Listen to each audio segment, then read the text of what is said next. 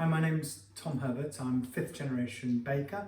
I teach at Hobbs House Bakery Cookery School, and I'd like to talk to you a bit about home milling. This is my little mill, a mock mill, and it's done me really good. So I want to just share with you a little bit about why I love home milling, and hopefully, if you don't already, you'll love home milling one day too. So this has been a natural progression from my interest, my passion for sourdough. That's been something that's been part of my life literally forever. But as I've dived deeper into bread and what bread is and how it can bring us together, I keep coming up against the importance of grain. Like, of course, bread, sourdough, it all comes from grain. In fact, it's grain and the planting and growing of grain, the birth of agriculture that made us civilized. And so any kind of investigation going right into the heart of bread, you come to how important choosing the right grain is.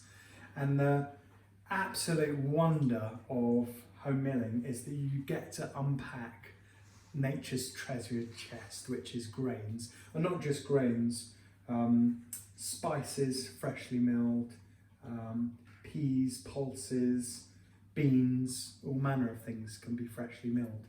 And when you take a grain and you crack it open fresh, literally weighing, instead of weighing the flour, weigh the grain, put it on the top and mill it out to your desired coarseness or as fine as you like, you're unpacking that seed, that baby plant, with all of life kind of tightly packed inside it, the minerals, the nutrients, and of course the flavour.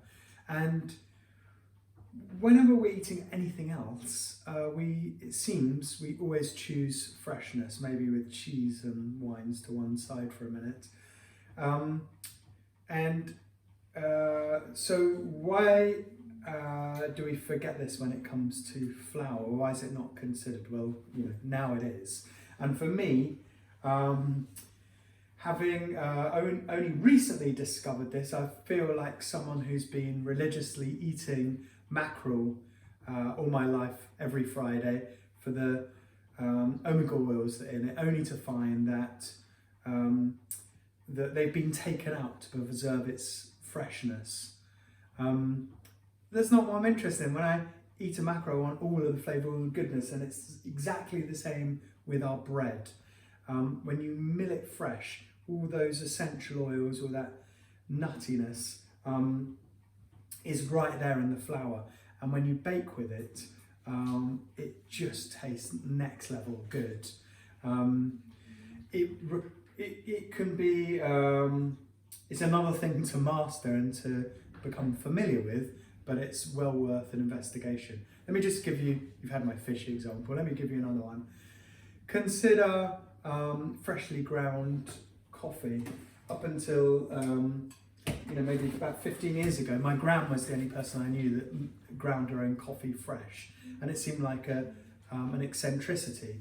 But now we know when you grind coffee fresh, you get that crema. It's more easy for you to say, aromatic.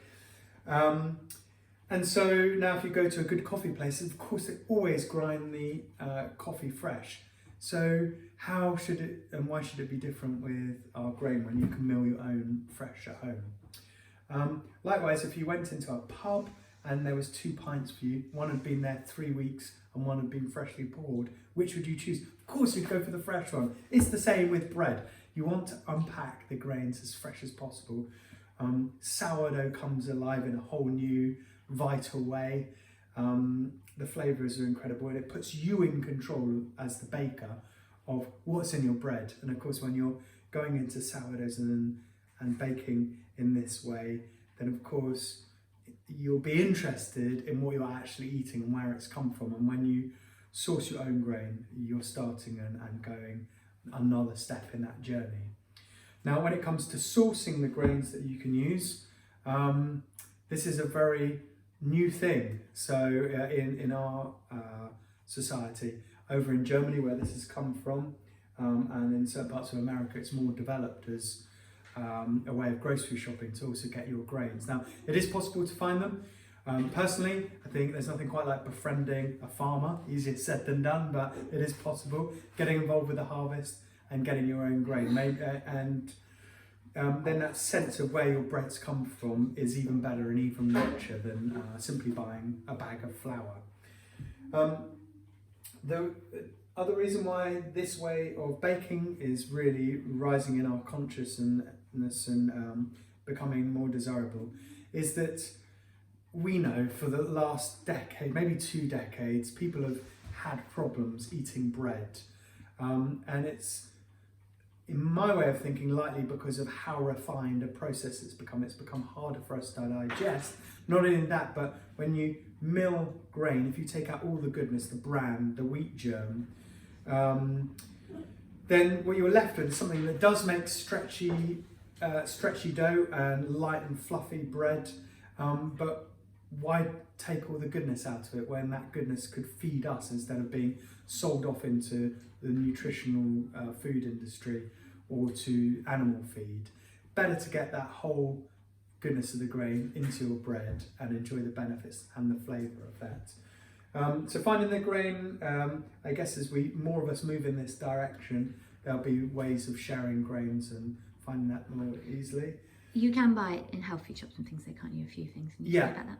Yeah, you can buy it in health food shops, and some wholesalers sell it in 5 kilo bags. And maybe you can even get some if you have a mill near you and the grain is already cleaned. You might be able to buy some direct from them.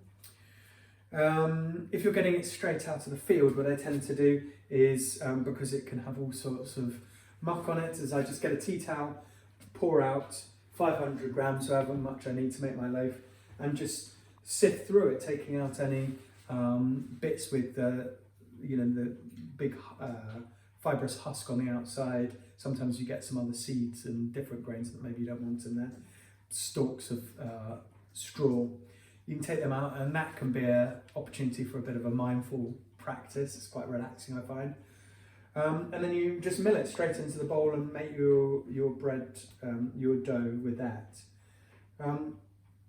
What else is there to say? These things are finding their way onto, before the pandemic, into some amazing restaurants are starting to use these, not only for milling spices fresh, obviously that's a good thing, but also to help people understand and really taste the produce when I've heard of milling being done at the table. That's something I would like to try myself too. So if you love sourdough baking and you want to go another step further, another step deeper to enrich your love and your passion for baking, then I would encourage you to get one of these. And it's quite an investment. It should last forever. A mock mill should last for a good long time. They're just absolutely phenomenal things, and maybe consider buying one as a community. If there's a few of your bread fan friends can club together and get one of these, then what a great place to start.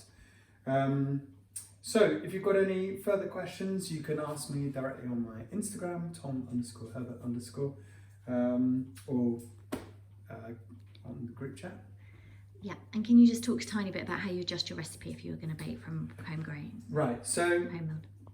The only,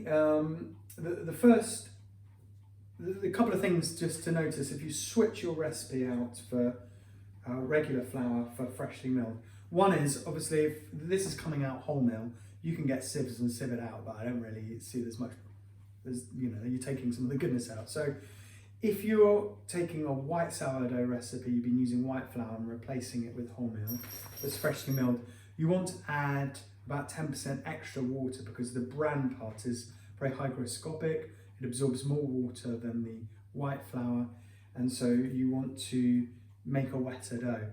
Now, slowly that dough, the bran in the dough will absorb the water and it will firm up a little bit, but that's the first thing. So you add about 10% extra water. And then the other thing is just to keep an eye on it, because if you've been baking with stale flour for a long time, then when you switch over to freshly milled, it's likely the timings will be thrown out of whack. In my experience, it often rises much quicker, so you just want to keep a bit of an eye out for that. And that's a wonderful thing, but you'll just need to work that into your schedule. The breads can be slightly heavier, but what they lose in air bubbles, they more than make up for it in flavour and how well they feed us. So, welcome to just-in-time milling. Let me check my notes, haven't even referred to them. It's fresh, naturally produced, and minimal processed foodstuffs lie the way of just-in-time milling. For 5 reasons: it's good for you, puts you in charge, the flavour, super important, it connects you with our living culture, the daily grind. When we went from hunter-gatherers to people that farmed, the way of grinding at home connects you with that culture, and the future of food lies this way if we're going to fix our broken food system. And it's a great adventure. There's so many grains and pulses and peas and things like that that you can mill. And once you start mixing those up to replace your stale white bread making flour, there's no going back. So I'll see you on the other side.